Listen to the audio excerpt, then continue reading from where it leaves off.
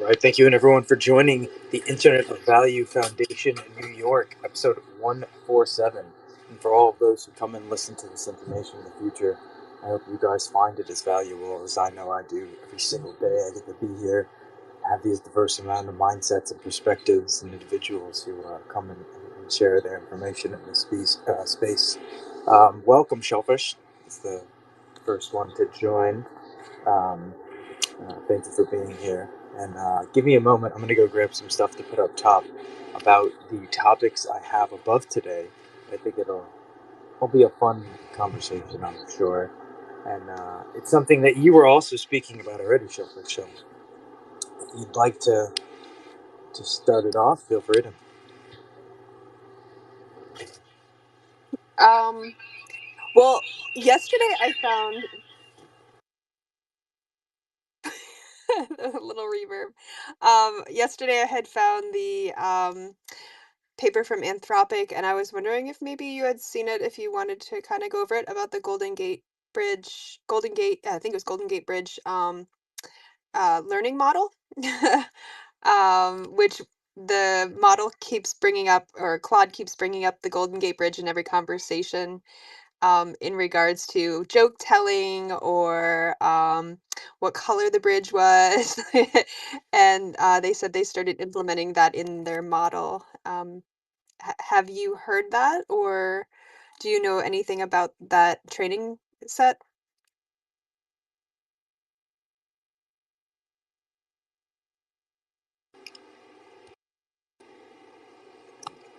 Yeah, I'm not sure if I understood the question correctly.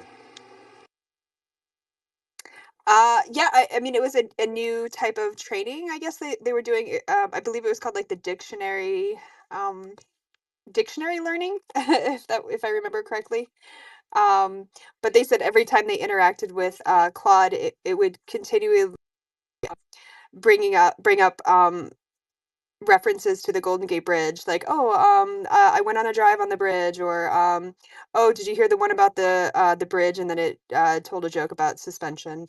Or hey, oh, your shirt is blue and yellow. Oh, so it's the bridge. And so like it would constantly loop it back to the conversation about the bridge.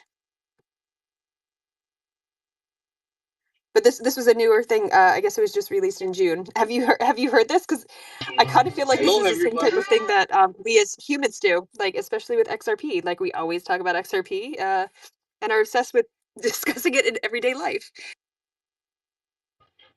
Dictionary learning, in the context of large language model, is it is a technique for signal processing and data compression. Some of the core ideas represents data as a sparse combination of elements from a dictionary, like how you said, how we teach ourselves continuously doing something. Um, I remember having a talk about this in the early days with Katie, I think it was, where he was really against, at that point, he was really against AI and stuff like that because of the early workings of this type of model of teaching your AI and large language models, which is continuously learning.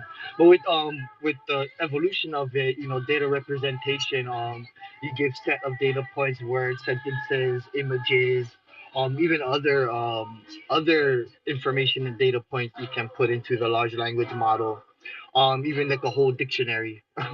Like in this case, you're saying they're gonna create a model that they're gonna implement a lot of information about the Golden Gate Bridge and all of these things. So yeah, like, a lot of these things has been around for a while, not just with teaching large language models, but within martial arts, surfing, football, sports.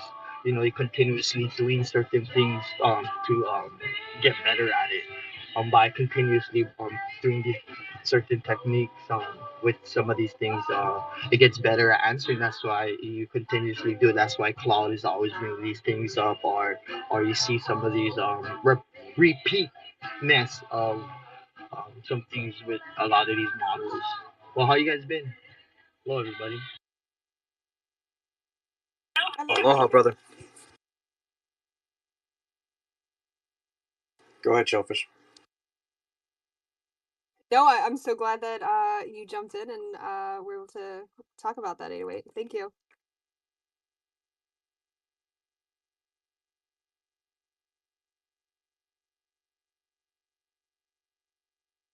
So back to the topics that I posted above, right? Nature, all of which in what we are composed of and understand and are able to have cognition of, I would say, be it part of nature. What be it nature itself, my theory or theological um, oncology of what I believe nature to be underlying of. I think it to be very comprised of data components and sequences of symmetrical operations. Some may reference this as a simulation. And so today's space, first space of 2 weeks. So I thank everyone for coming, of course, today. And I missed everyone last week, but glad to be here. Uh, I wanted to ask you guys, as a community, as a group of very intellectual and diverse minds, the thoughts on the implications, but also the benefits and maybe the negatives of if reality's underlying nature, the ontology of reality, be it mathematically comprised of symmetries which can be altered from outside the vector space in which we call the universe, the matrix, as far as we can tell what it is, as far as distance and measurements are capable in our possibly primitive cognition and ability to distribute that information through the source in which we call our species. And so, yeah, today is really about you guys as individuals here, and so I kind of wanted to give it off a little bit, and Shellfish was the first one in the space, so I'm gonna ask you first, Shellfish, and then we can now go around the room, and I'd like to just hear everyone's thoughts. If you guys also have other thoughts of the implications of other possible scenarios in reality, trying to not really touch religious aspects, possibly, but traditional aspects that could have a physical relation to change in our reality that we're going to be able to observe. And so, with that, Shellfish, to you, if there were a substantial ability to have mathematical proofs in which the proof of non free will, in some sense, the mathematical symmetries in relation to the distinct positioning of your disposition and belief structure based on all of these mathematical symmetries, past of your interactions as we want to calculate it. Um, to you, does it change anything first? And then, what are the benefits and the negatives? And this is, of course, your own opinion. Okay. So Oh, just your thoughts. yeah, yeah. Okay, so let me make sure I have the question down right. So you're asking me if outcomes would be different if I knew there was no actual choice of free will, like if there was not a one way or the other, like or two were presented already pre-designed. I'm sorry, I like screaming in the background. Well, I wouldn't. I don't know if I would necessarily use the word different. Of course, in every sequence of measurement, there is going to be some sort of difference, or there wouldn't be anything to measure. But but what does it mean to you? What does it matter to you? And I mean that very literally.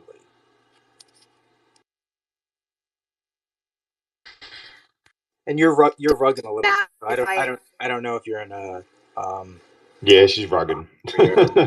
or possibly the headset. think it should be better now. I'm Yeah, connected. yes, it's better. Yeah. Would it matter if free will was an illusion and it wasn't actually there? Well, if that's the case that it's always been, and that's all I ever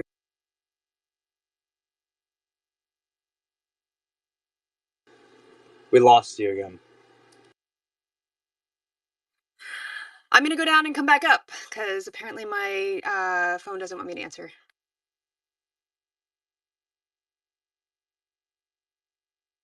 That's okay. We can give a sequence of time. We'll wait.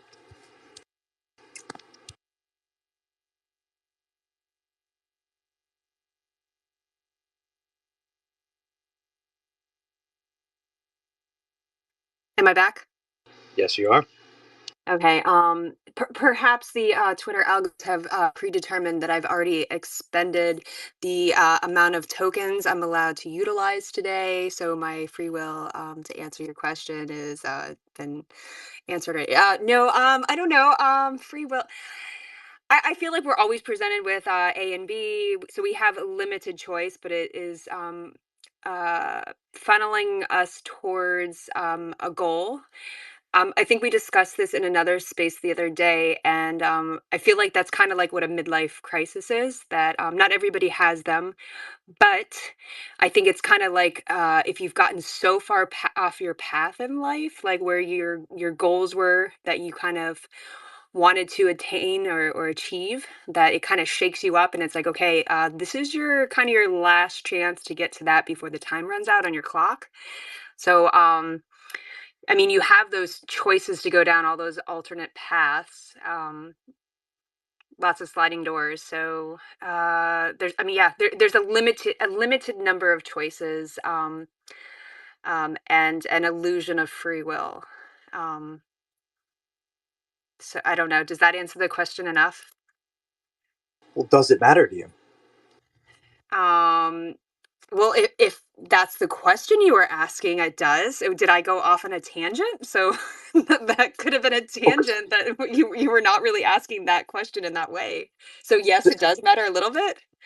And so, if it matters, literally, what are the benefits and what are the negatives? Well, if I go on a tangent, I could steer the conversation or the intention in the space down a path that you had originally not intended, which could be for the better or worse of the room. Because I could inspire somebody else's thought process to jump in because it triggers a thought that they had or an experience they had, and they decide to come up and to contribute. But if I stay on your thought process or your topics, we could go through the material, and it's kind of like being in school. Like if you have a kid that's distracting everyone, you don't get the material done for the lessons that you need to get done in life, right? But if you go off topic, sometimes it's a little bit more exciting and a little bit more fun, or a little bit more chaotic. So two different approaches, and yeah, it doesn't necessarily end you at the same goal, but eventually you get there, right? All right. So, I would say overall benefit from shellfish. Just my own opinion of thoughts of what you had just said. I might be wrong, but yeah, we can go over to Chris. You're the next person on my screen. Although Dazzling came up first. But yeah, we can roll over to you, Chris. So same question for you. If what we exist in is a symmetrical representation of mathematical units of measurement, in which there's a possibility that inside the vector space of what we call the matrix to be our universe, there are possible interactions that can alter or stem from the direction of the course in which all of these mathematical properties of assimilation have occurred and will continue to occur. To you, Oh does it dear God, matter? Death Ranger, you use so many big words. You have lost probably half the room, including myself. I love you dearly, but oh my God. I, I, I, I think I Let me think you finish guys the are all. question. Yeah, and I think everyone in here is highly intelligent as well, and so this is why I ask these questions, and for future people who listen to the conversation, maybe they ask themselves the question. But that being a possibility, in your own opinion and thoughts, of course, and Zaldar, I saw you put your hand up, so welcome to the space, man. I'm glad you're here. I want to hear your thoughts on this as well soon. But Chris, does it matter literally to you? And If it does, what are the benefits and the negatives that you see, in your opinion? Well, evening to you all first. I have to say before I answer the question, I love your spaces. There's such a change of gear for me, and you're really challenging me to think now, which I go through most of my day just sort of like doing. So okay, I suppose what if I look at it the way I would look at it, you're basically telling me that as you've described it, everything is predetermined. So we live in a system where it is theoretically possible to predetermine every outcome of every decision. And that has happened since the point of what? Genesis, the point at which everything started. From that point forward, everything till the end is all predetermined.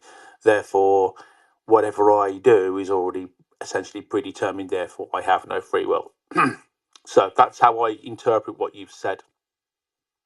In terms of what it means to me, I think on a practical sense, I think it makes no difference to me because there's nothing I can do about it if it was proven right or wrong.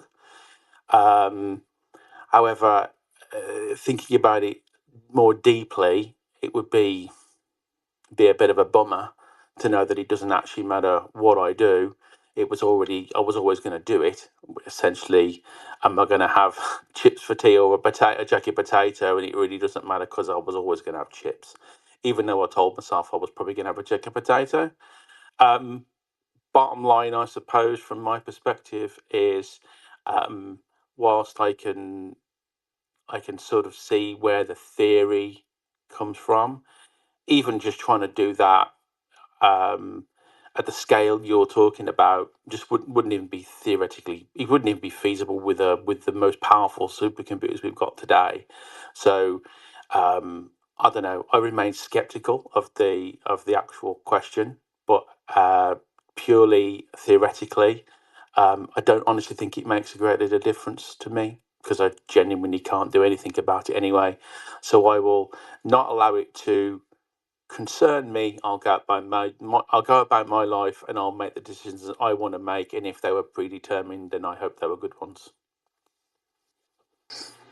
I would say overall positive, and not only that, but I would also say, Chris, that I don't know if you understand how actually powerful that statement is, and it is tremendous the amount of self esteem it takes one to have awareness of for that to be the resulting answer. And so I thank you for that. And yeah, you unmuted, so please feel free to jump back in, and then we'll roll over to Dazzling and then Zeldar.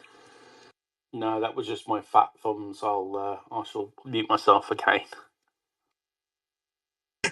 Appreciate you, Chris. All right, Dazzling. Same question to you. Now, does it matter literally to you? And if so, what do you see as the benefits and the negatives? It doesn't. I don't know. I've thought long and hard about the theory of everything. I don't think it really matters. I mean, I kind of resonate a lot with what Chris said, but I kind of feel like as the human beings that we are, um, we don't have the energy to kind of at the moment to push through further to uncovering the truths of it all. So all that I can do right now is kind of just go with the flow of energy and be in the moment as it is right now. There's nothing much more that I can do other than that, even if I did know the truth or not. Um, if I did know the truth, that say that it kind of, we did have free will, um, I wouldn't really be doing much more than what I'm doing right now because I'm only limited by the energy that I have within the person that I am, the strength that I have, the resources that I have, the people around me that I have access to as well, my network and all that kind of stuff. So, I wouldn't be doing it any differently if I knew that I had free will or not.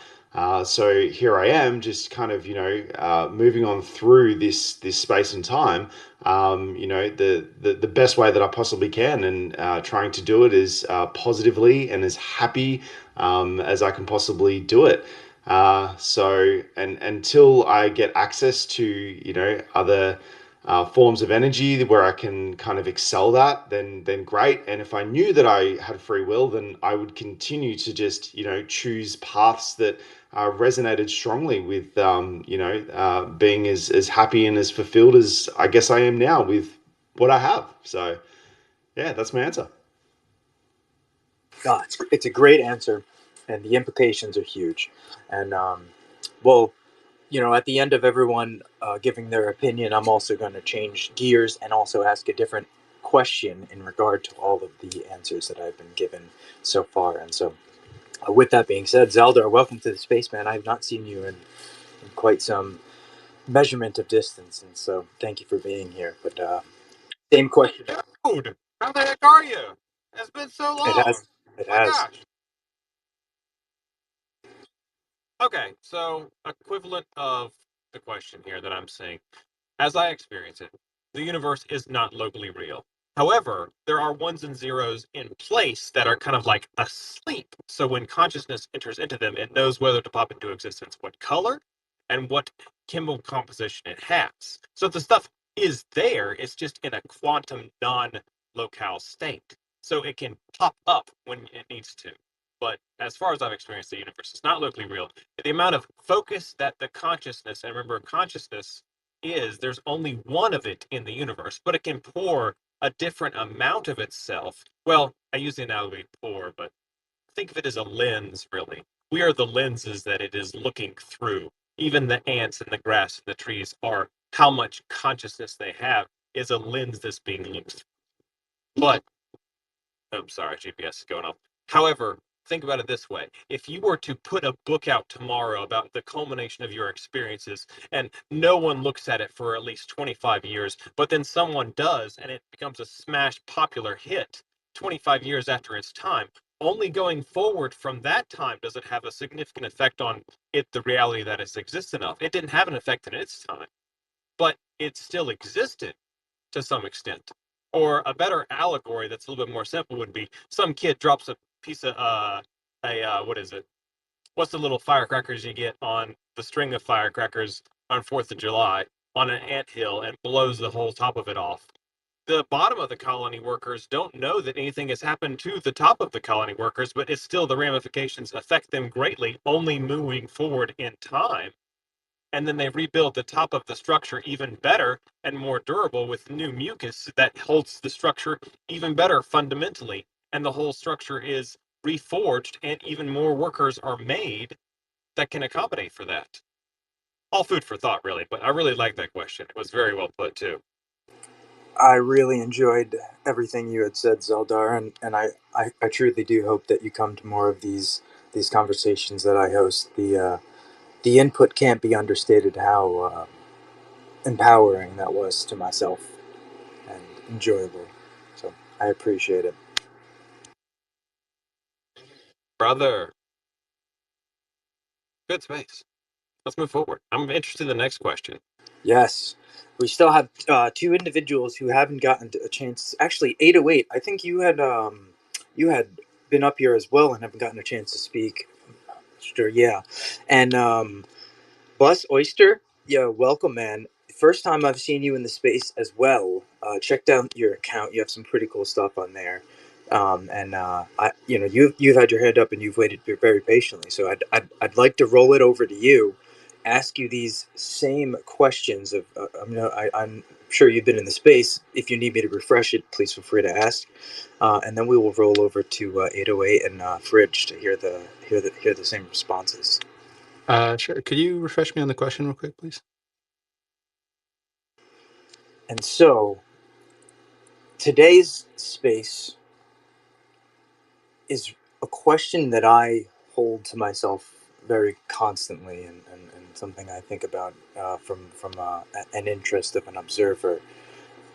If reality, nature, the reality of nature, is a symmetrical unit of measurements in which interactions occur based off of a vector space that is possibly existing outside of the matrix in which we call the universe, where the interaction of said interactions creates the entire unit of spectrum in which the symmetrical representations of measurements could be considered data, or I like how Zaldar had considered it bits, are the units of representation and make up the fabric of our matter, or reality as we perceive it to be as an observer.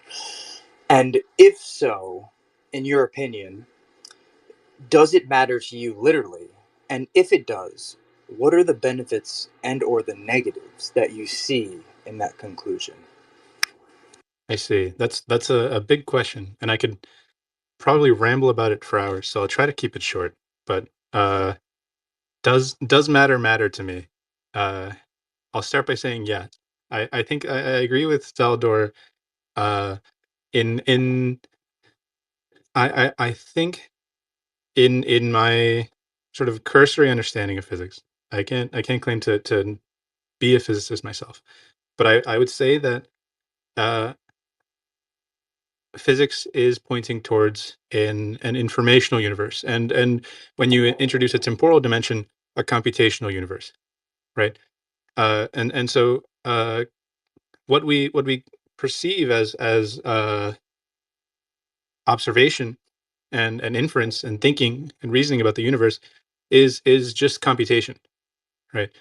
Now this computation is not unique to just humans. This is something that every living being does, and to not assume or to not give any privileged position to one particular kind of matter over another, right? Like to move away from these more like dualistic perspectives of like a soul. I would also agree with Zaldor that there is this sort of panpsychic view that the universe itself is computation merely occurring in sort of like different concentrations, right? Like a brain is obviously a more advanced computer than a rock, but the rock existing in the universe and the brain existing in the universe are uh, both undergoing some kind of evolution through time, and therefore that evolution has to be computed, right?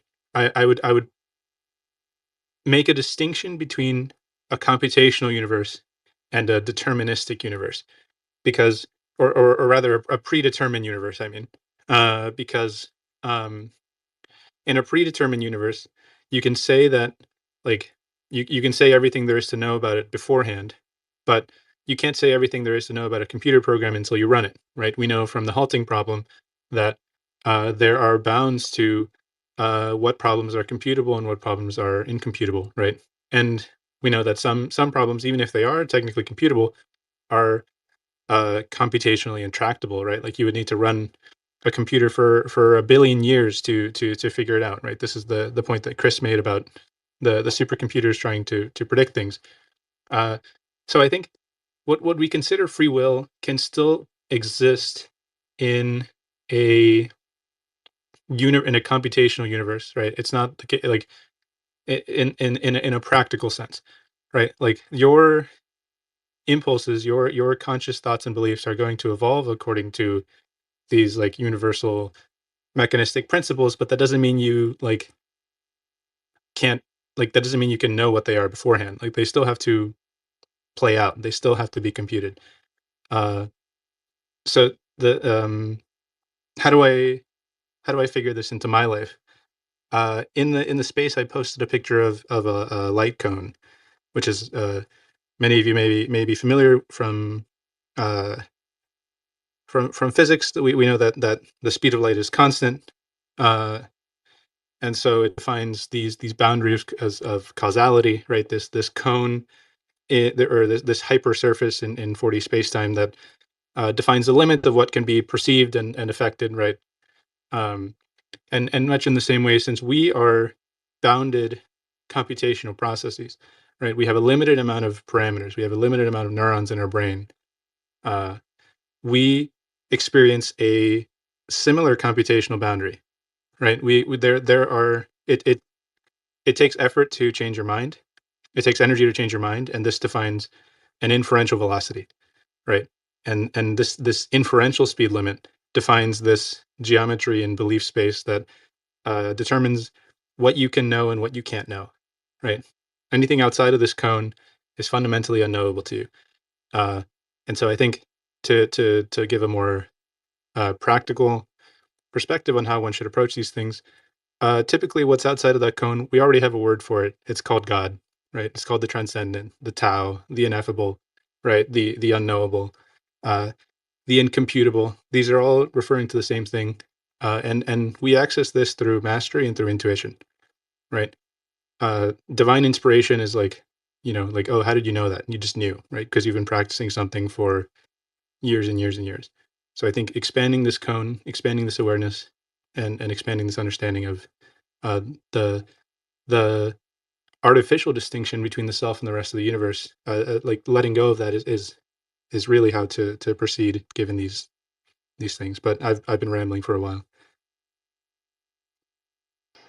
I really love where you brought it to, and for many reasons, because it leads me actually to my next question. So many things that you had said, I couldn't agree more, and I really love that you had referenced the, and this is something Stephen Wolfram, right, in our time has his life work, right, been able to show that there's computational irreducibility with all of the measurements in which these objects in which we perceive to be reality interacting with itself, interacting with us, are not able to be determined until we run through the sequence of events. If we wanted to predetermine mathematically on a simulation the exact magnitudes of what would occur inside of a black hole, we would need the exact amount of energy and time frame that would occur inside of that measurement, and that would be the occurrence of the black hole. And so it's a really interesting factor that we have to take into account for the way that our observational reality persists. And so, into that leads me my next question. I know it was referenced a few times today, and it definitely is very true. The computational power that we seem to have possible today is nowhere near what would be needed to be able to run a simulation of the scale of our reality. But if in our species time frame, even of our lives, of course, because there's no way to know the true magnitudes and of increase in computational power and technological advances that we have in our lifetime. I think they're going to be extremely um, uh, um, from a statistical point of view, hundreds of thousands of magnitudes, possibly by the end of my lifetime, more powerful than we have them today. But that, of course, if we survive that long, our species. That being said, if we one day are able to create a simulation in which the inaction of a single energetic source, as we perceive it to be maybe in our reality, the Big Bang, um, this light cone, as you had mentioned it, Bless, does this also raise farther implications on the possibilities that we would be able to have inside of our reality, be it perhaps the simulation? And then, if that be the case, what are your thoughts on the infinite possibilities of simulations existing inside of simulations, and the representation of what that might mean to us, you, and the species? And so, go back around the room and, of course, ask some of these questions, just opinions about the factorizations of some of these things maybe being possible, and if they are possible, what does it mean to you? And so, Shellfish, if you're available, please feel free to unmute and go ahead and give your thoughts.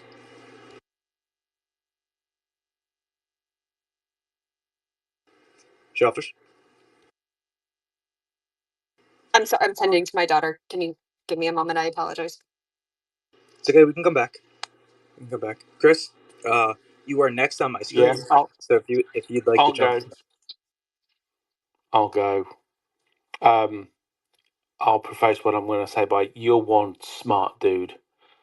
You blow my mind, but equally, I like it. So, interestingly, when you were talking, I was thinking to myself, what if, what if, what if we already did what you just described, and we created the simulation in which we're in, which essentially is a sort of little bit like what you just said, that we could effectively create our own simulation, and you could predict the outcome of something that's going on within the model. So you're going levels of deepness, and that's starting to get a bit kind of like crazy now. So we could be living potentially in multiple layers of this now.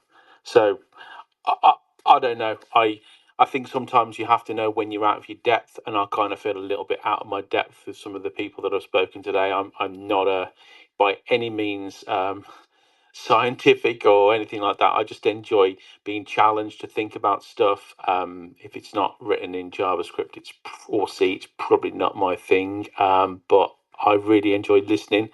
I genuinely don't think I can add much more unless you want to dumb the question down for me a bit.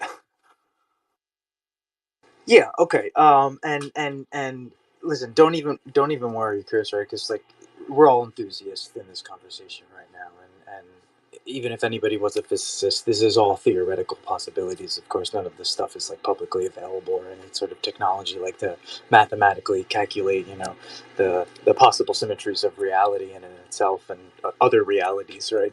But okay, so what does it mean to you to have a tool set where reality itself can be simulated? And we'll even take it back to your reality, whether it be a simulation or not. If you had the possible knowledge of a tool set existing in which a reality of the same distinction of your reality, we can just consider this really just a graph, a mathematical metagraph, right, where there are mathematical representations of all of the possible states in which something could be possibly of an occurrence, very similar to the like a reference in a tool that Stephen Wolfram has made, and so you have this kind of this all embodying reference of possibilities that you can mathematically calculate, and you can put these symmetries into it, blah, blah, blah, blah, blah, blah, and you run through this simulation and you get all of the possible statistical possibilities that could occur. What does that mean for our species in a tool set way? And what advantages do you see from that? And do you see any disadvantages from that? Yeah, I'm not sure you dumbed it down far enough. All I was thinking is that when you said what you said was that if I could understand this, and I could control it, program it, and essentially reproduce it, then I would be able to predict the outcome of a future event. Well, if I could do that, then it would be almost in my nature to want to try and do that to my own advantage. So I would be looking to try and predict what my moves should be to get the outcome that I want. But if, as you suggest, we're in that scenario of a simulation, anything I do was already predetermined anyway. So I was always going to kind of do it. So that's my layman answer to your question that has once again blown my mind. Oh, I think it was great. It was a great answer, and it had large implications as well. So I appreciate it. Shellfish, you're back. Go ahead. Awesome. So is the best way to visualize this the part in the Matrix when he's sitting in front of the architect and he's got the entire screen, a wall full of monitors showing Neo's potential outcomes, but he already knows the predetermined way he's going, or he thinks he knows which way Neo is going to choose the path? Or are you talking about more along the lines of, if I am able to have access to this tool set, um, would I actually have the capability of using it in the same manner that the AI would be able to use it, like billions of simulations all at once? Or would it be in the same linear reality where I would only be able to portray or like conceptualize like one reality at a time, and go through multiple lifetimes, um, in the way that I perceive time? Would it be my perception of time or the way AI perceives time? Well, I think time, especially if you're looking at from a simulation set, is just a set of parameters, and so it's I don't know if it's necessarily um, um, worth trying to reference that into a conclusion. However, I really liked the first example you gave, except from the different point of view. So instead of being the architect inside of the room, Neo's point of view inside of the room, seeing the possibility of all of these mathematical outcomes based off the actions that one makes, yet having the tool set back to I think it was Bus that had sorry, Zelda actually I mentioned it right, the intuition. Sorry, yeah, the that a base intuition of just knowing that you're going to continue down your pathway, and this is your chosen pathway, the significance, and then the the of course like the benefits that being able to have that mathematical tool, the room full of cameras, could be in use of. Okay, so it goes back to, and then it goes to Dazzling's thing where he follows the energy and the flow and the path of least resistance being the optimal um, outcome. I mean, you can choose any one of those monitors to proceed and have that future, but the one of least resistance and the feel good energy, etc., that's going to create the best possible future would be the one that you follow your intuition on. Could be. Intuition is very akin to, I think, choice. And, why is your choice that choice? Because maybe you've determined it to be your choice. And I think we can, you know, say somewhat of that feeling of intuition is that choice of maybe possibly being aligned symmetrically with the mathematical operations that are going to and are occurring. And so, that maybe just one way to look at it. I'm sure there's plenty of ways to kind of describe that. But one person who has their hand up waiting very patiently, Bus Man, I'm going to roll it over to you because I really want to hear your thoughts on it, and then we'll go over to Zaldor and 808. Yeah, uh I think that many like one thing that stands out to me is I think there's no difference between simulation and intelligence, right? You in your brain is currently simulating the world. It's creating a world model that it uses to predict what's going to happen, acting according to this principle of least action, right? Of least surprise, right? Uh, I think it's impossible to in the universe build a simulation that is going to predict the universe beyond the limits of causality, right? Like you won't be able to like build a computer that can create a new universe in itself that like is going to run faster than the universe it exists in, right? Or that like where time where this like this irreducible aspect of computation is going to somehow be accelerated, right? Like uh it if insofar as you can predict the universe, like this is a function of your intelligence, right? A flea can it has a very tiny nervous system. It can make basic predictions about how it should jump to stay alive, right? A human brain is much more complex, and it can form more developed ideas about how the world is and is going to be. And one can imagine there really aren't fundamental limits, well, there are fundamental limits to computation, but we're very far from those, and we could have a much more intelligent system predicting the universe and considering all the possible outcomes. I don't think it's going to be the case that we're creating like new universes that we're simulating, like and that like can exist independently of our universe. And like this like recursive like nesting doll effect. I Just basically on vibes, it doesn't appeal to me just because of the like computational aspect of it. I think we have the one universe and we can only kind of see things from the inside. From the inside, it looks like a computer. From the outside, there's not much we can really say about it because we'll never experience that. It may not even make sense to say there is an outside. But those are my thoughts. Oh, and I love them. I I I really appreciate you coming to the space bus and sharing your information that you have so far today. And I also agree.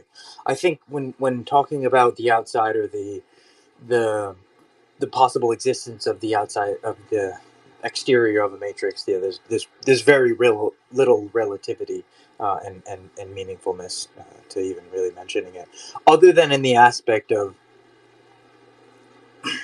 how Zaldar has brought up earlier, and my own thoughts and opinion on.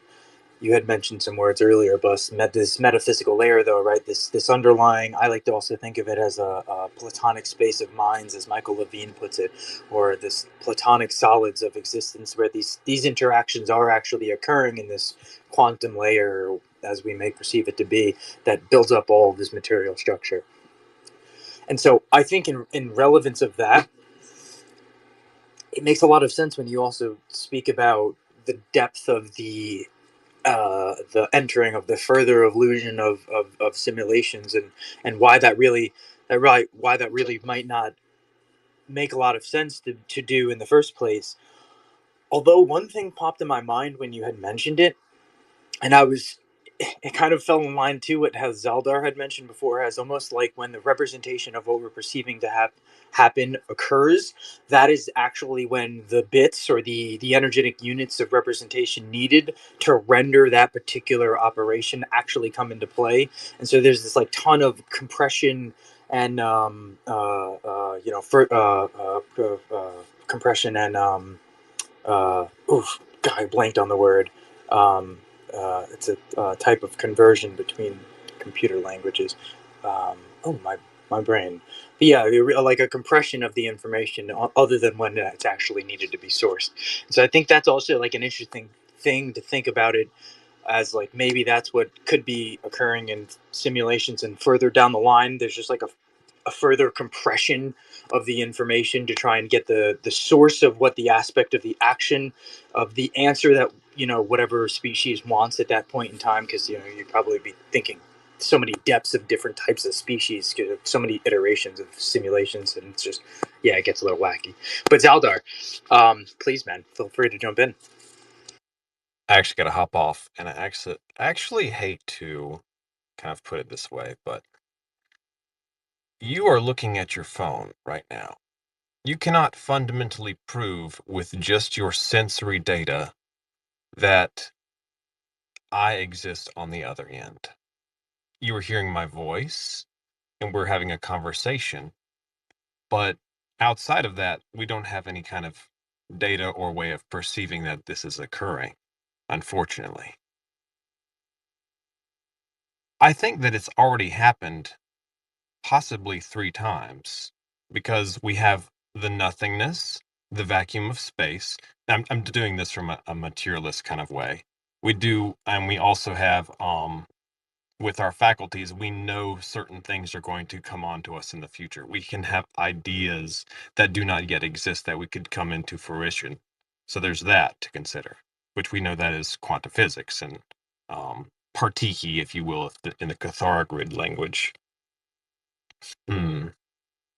So we're up to 3D matter. We exist in 3D matter, but we know there is a 4th D at least, and it's been theorized through the ages. There's, through Kabbalistic teachings, up to a 12th dimension. So things far off in the future that are just desires and have yet to have anything else cling on to them, if you want to look at it that way. But we'll do it from a layman's materialist point of view.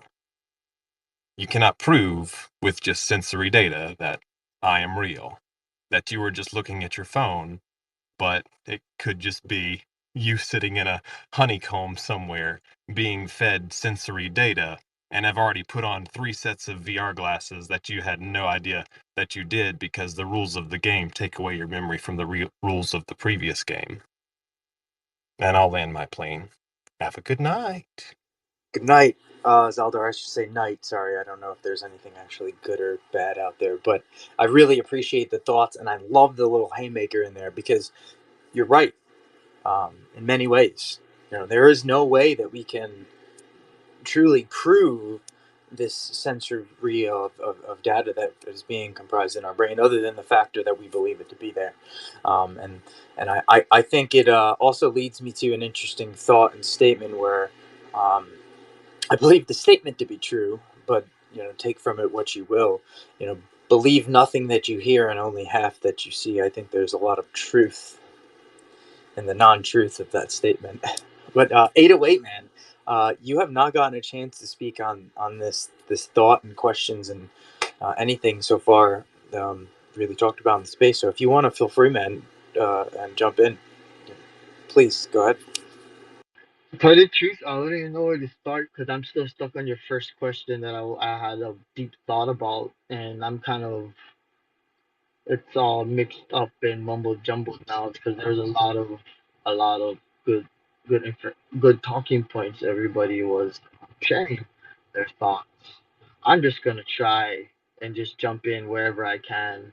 And where you already know where I'm gonna go and how I speak through traditional sense within my own culture and how I grew up in the understanding and acceptance of a lot of the things that we go through every day, like understanding of the simulations we go through, which we create, that is either predetermined or not.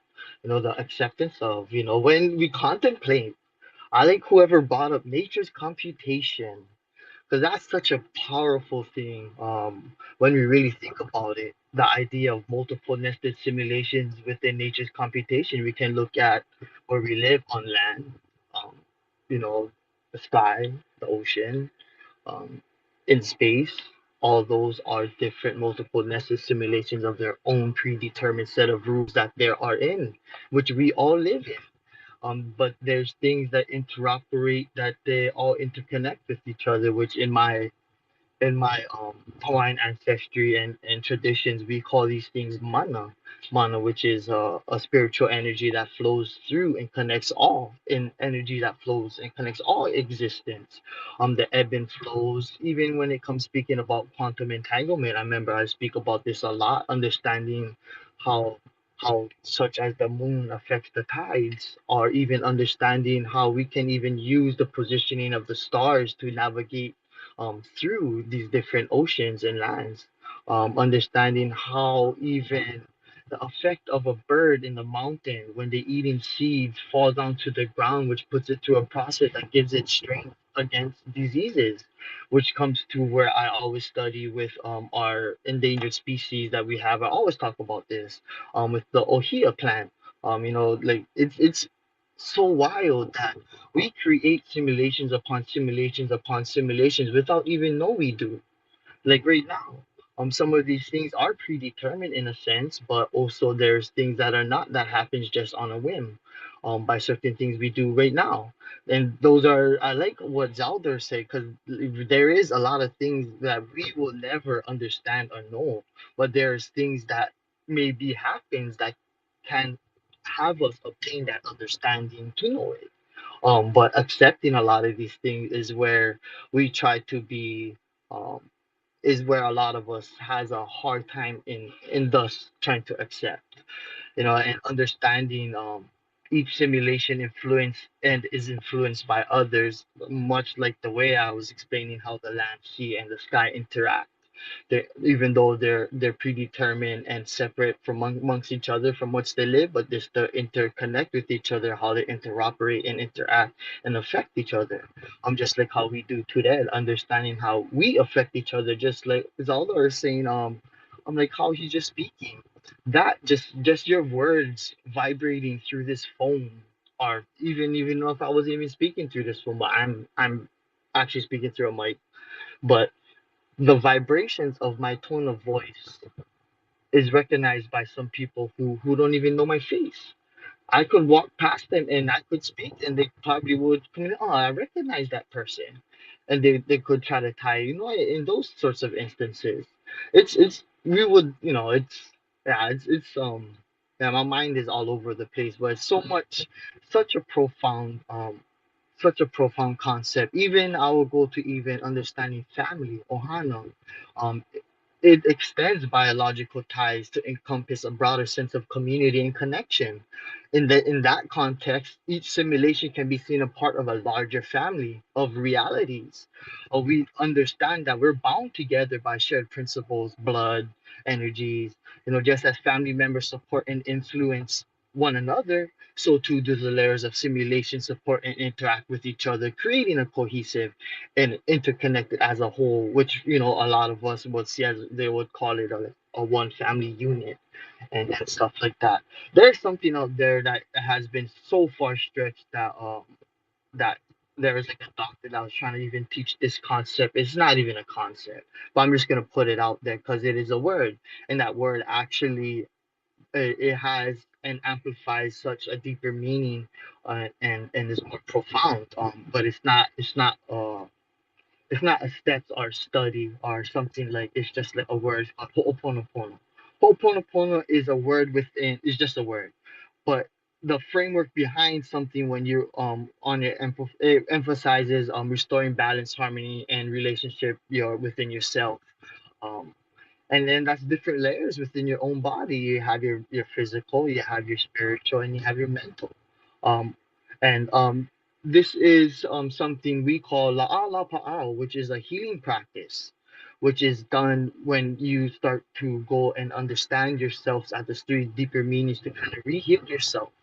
And when you start to open your mind and destroy those boundaries that has been brought up upon by outside forces, which is another simulation, which is crazy, right? That's another simulation that kind of blocked us from understanding the naturalistic things that we have out there that can even predetermine our health benefits in the future if we allow our ecosystems within ourselves to provide it as such. But it boils down to our understanding of our own knowledge that we have to grasp the opportunities we can. Just like with trading and financial decision, technical analysis, blockchain and cryptography, understanding the underlying networks of all of these things ebbs and flow and switches with each other. Just like how each market ebbs and flows with and it's crazy, but the intricacies of all this is so wild. So I rambled a lot, but yeah, but yeah, good stuff. I love this talk and always love your space there. Good shit. Oh, well, aloha, brother, and I always appreciate you coming 808. And I just want to make sure, that was opana opana, right? No, this word is called ho'oponopono. It's just a Pono word, pono. but yeah, ho'oponopono. It's just a word. The thing that people would want to study and learn is called la'ala pa'al. That's the actual um thing that encompasses all what I've talked about. Being able, it's like a natural healing process you will go through that incorporates understanding, getting to understand yourself on those three different levels, and really understanding the food intake and all of that. Just like how stress, you can't be full of stress when you're trying to heal yourself. That's not going to help you. Um, and that's something that a lot of people don't see as very important, but it's super important. But yeah. Oh, I really love that you brought that up because it it brings me back to the some of the first information I posted above, which is talking about the vagus nerve in relation to the proportion of thinking about the mind and body issue, or if there is a mind and body. Of course, in this space, we've talked about it a lot of it today, in in understanding of this symmetrical reference of the possibility that the mind is the body. The body is this representation of what the mind perceives to be, and I really love where you brought it to from an aspect of control and interacting with it on this plane that we all perceive to be, existing and interacting on. And it brings me to my last question, and I think we'll close up in a couple minutes. And Vet, if you want to jump in on this one, because thank you for coming to the space and coming out, man. Um, so, in relation to the thinking about this underlying metaphysical layer, in a way of interacting with it which causes a causation of interactions with which we could perceive in the larger states of reality. So from the microscopic to the macroscopic in a very quantum kind of point of view. Do the benefits of possibly being able to persuade a way in which the reality itself, the matter, interacts with us or itself as a reality, um, does that have implications in the thought of something like a collective consciousness? And if so, does the possibility of something like a collective consciousness uh, come very in tune to how you were speaking about healing yourself, State 08, or other profound possibilities of technological advancements, material existences? I mean, there's the profound nature of reality itself being able to be essentially created, generated from what is already created from the underlying metaphysical layer, which in tune might be, as Elder had put it, us, all of us, everything that is of existence. And just your thoughts on that, guys, the implications of that, the possibilities of it, and maybe the benefits and or the negatives that you would see with it. And 808, if you want to start it off, because you're the last to speak. Man, you and your questions, bro. You just have it so vibrant. Yeah, yeah. I love the use of your words. It literally reminds me of a lot of the people that taught me that I had spoken with. Whew, where do you start from? Um, Should I come again with that question? I'm sorry, but I'm still stuck with the earlier ones. But that question, just a shortened version, real quick. Yeah, yes, sorry. So the implications of being able to understand the causations of symmetries in relation to what would be this microscopic layer, which we could think of as this. Oh, okay, now we got it. A collectiveness. I'm gonna use what space we're in every day. Look what we do as a collective in these spaces, and when we talk, we all come from different walks of life, have our own simulations with a phone, a computer, um, and it really does affect physically what we do. Look what with shellfish, for example. She started to come into these spaces and started to talk and expand her knowledge about using these different technologies, blockchain, the XRPL ledger, even coding and programming. It literally pushed her to really physically start to change things in her life to allow her to learn new skills and new things, that now what she's doing is creating and building some things with on newer iterations of what she once first started in. So wild, right? And like right now I'm getting effects from talking with all of you guys, from the earlier speakers, that really, man, you guys' minds are blows me away of just the different intricacies in our own thought processes. Some of it may overlap, some of it does not, but it does affect each other and kind of gives us more deeper thinking and more deeper meaning, which is another simulation of what we're doing. We're pushing and pulling against each other in the ebbs and flow of a dance that we, even in our sleep, do it naturally. We naturally are pushed towards these things when we are accepting of it and understanding that there's things that we are never will be able to grasp, never be able to understand or fully, get. Accepting our own flaws and just being accepting of all these things will open your understanding of more so of yourself, and then understanding the opening those doors of understanding of a lot of these things that we go through that we have no control over, and then we start to see even more, and yeah, it's just a huge simulation upon simulations of growing each and every day, depending on our determined steps of what we choose to do. And when we choose to do it, we change our outcome. But change doesn't come if you don't choose to do anything. And that's that. Yeah, that's just my thoughts on that. Appreciate you, 808. I'm gonna roll it over to Bus, and same thoughts from you, Bus. I saw you put your hand up there, so I'm sure you're ready with some thoughts, and then we'll roll it over to Vet, and we're gonna close up the space right after that. Yeah, I don't think I actually really have much to add. I would agree that like the collective consciousness is a thing that is perhaps unexamined or that we take for granted, right? That us in a conversation now are engaging in a form of collective consciousness, right? I would say like language itself is something that exists independently of its computational substrate, right? We can consider memes as like ideas that spread and have this own ecosystem of their own, um, and engage in this sort of like collective sense making. Um, nothing super profound to gather from what I'm saying, I guess, but that's what I think. What are you talking about, bro? That can be broken down so profound, but you just eloquently said it very easily. And that's just my opinion on that. Like, but for real, that was pretty. People can break that down and go deeper. Sorry, Zaldor. Yeah, no, 100%. And just the ability to even have the admittance of the understanding that the possibility of that collective layer exists, um, the symmetrical representation that it allows you to then perceive.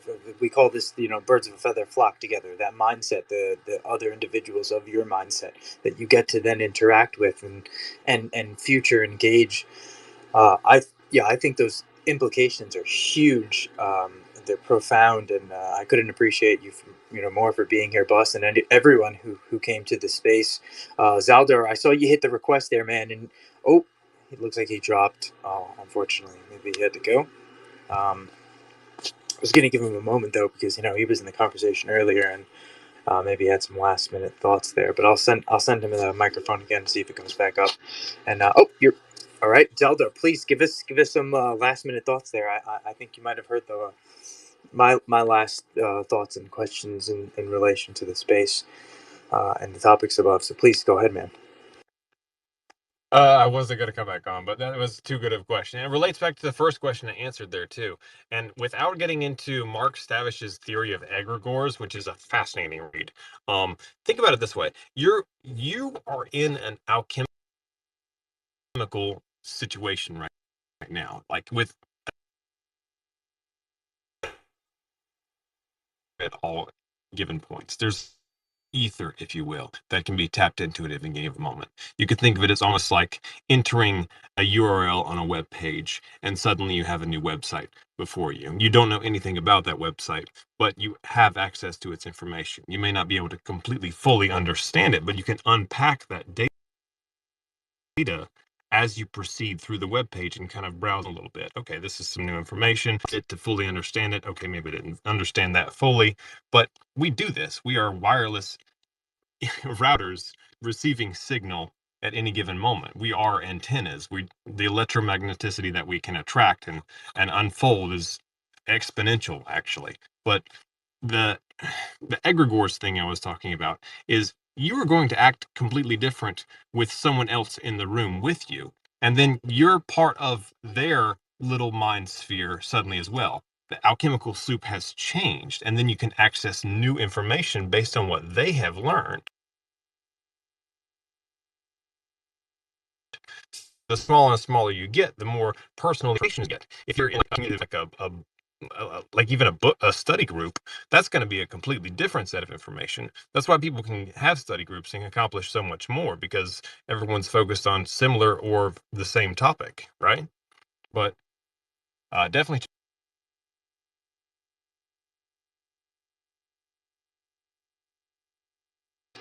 Thank you very much. by Mark Stavish. Egregores are Oh, we might have lost. fascinating.